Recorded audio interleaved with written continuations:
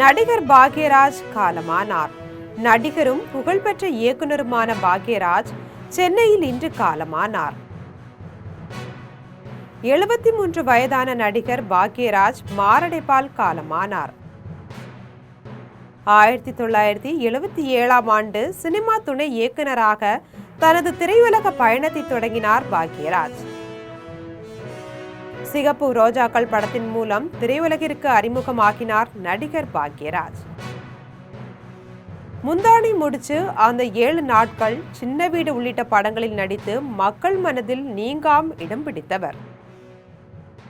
இது நம்ம ஆளு என்ற படத்தின் மூலம் சமூக சமத்துவத்தை வலியுறுத்தியவர் பாக்யராஜ். நடிகர் பாக்யராஜ் காலமானார். நடிகரும் புகழ்பெற்ற இயக்குனருமான பாக்யராஜ் சென்னையில் இன்று காலமானார்.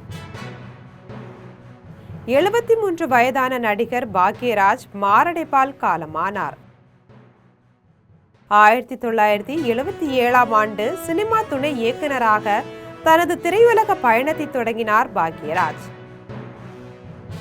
சிகப்பு ரோஜாக்கள் படத்தின் மூலம் திரையுலகிற்கு அறிமுகமாக்கினார் நடிகர் பாக்யராஜ்.